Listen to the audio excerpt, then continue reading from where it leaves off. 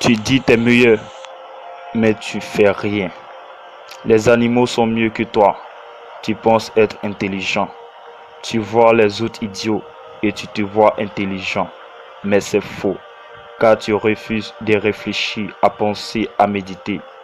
Et chacun de nous commet l'erreur. L'être humain a perdu sa place. Le fils d'Adam n'a plus le choix que de chercher sa nourriture, s'accoupler avec sa femme et de dormir comme les animaux. Les hommes nous empêchent à réfléchir. Allah nous exhorte à méditer, à penser et à réfléchir. Car un homme sans sa réflexion devient pire que les animaux. Tu es chef sur la terre, tu es calife, tu arrives à commander les animaux et à créer des choses. Et partout où tu passes, tu laisses ta trace parce que tu es appelé homme. Et l'être humain est supérieur aux autres créatures à cause de l'intelligence. Et cela est une maladie que les Africains ont beaucoup. Et cela est un défaut que toi tu as. Tu ne réfléchis pas. Tu ne médites pas.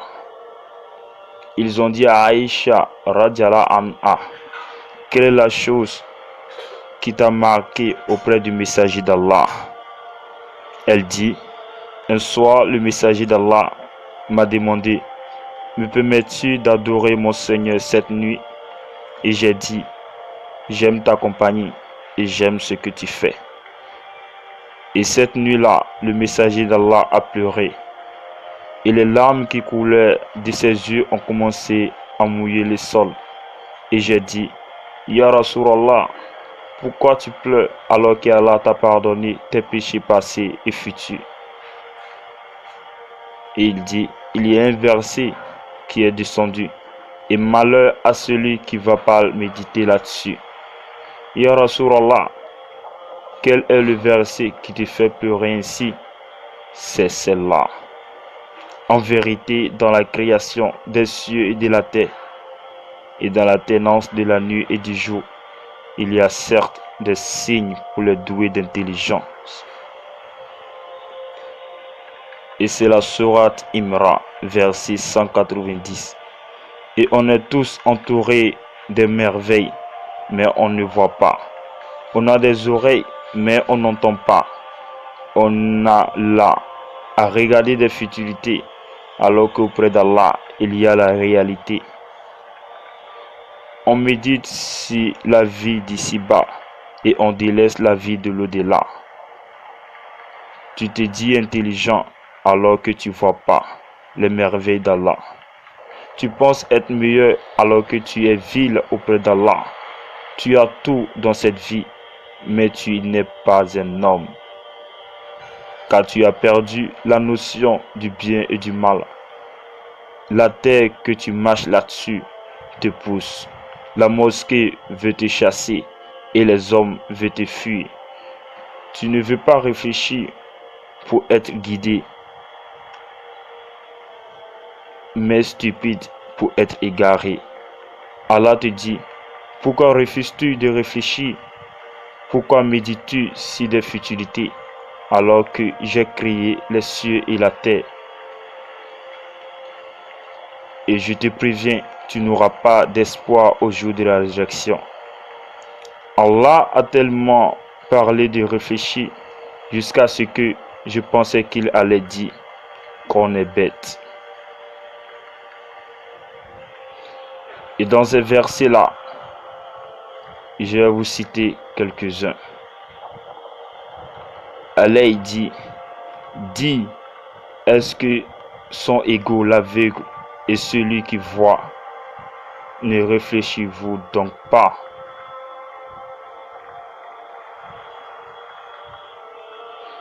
Et dans la sourate Jonas, Allah a dit, votre Seigneur est Allah qui a créé les cieux et la terre en 6 jours, puis s'est établi Stegwa sur le trône, administrant toutes choses. Il y a d'un texte sur ces qu'avec sa permission. Tel est Allah, votre Seigneur. Adorez-le donc. Ne réfléchissez-vous donc pas. Et Allah est dit encore dans la sourate Hud, et accomplissez la salat aux deux extrémités du jour et à certaines heures de nuit. Les bonnes œuvres dissipent les mauvaises, et cela est une exhortation pour ceux qui réfléchissent. Et Allah a été dit encore dans la sourate le tonnerre,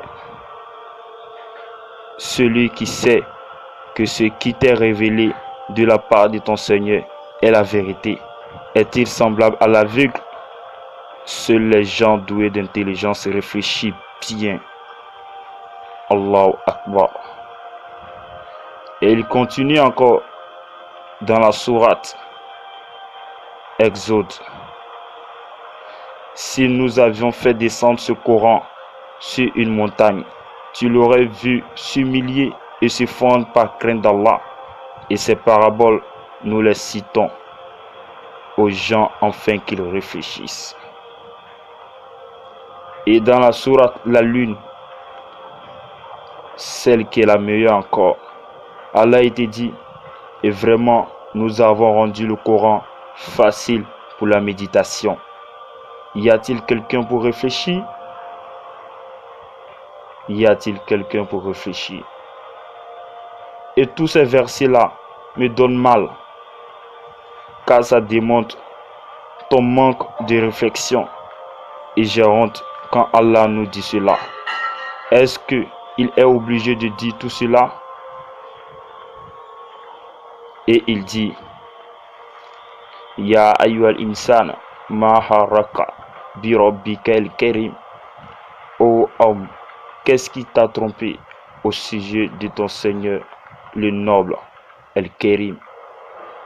Et chacun de nous doit se poser la question, qu'est-ce qui nous trompe? Quelle chose nous distrait à ne pas méditer et réfléchir sur la création d'Allah et à l'obéir? Mon frère, ma soeur, méditer sur la création d'Allah est la recherche absolue de la grandeur d'Allah. Et la grandeur d'Allah te donnera la crainte.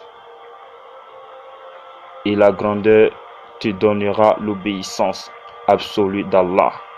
Et enfin, Allah te dit d'avoir craint, non pour être méchant ou cruel, mais pour que tu aies des limites.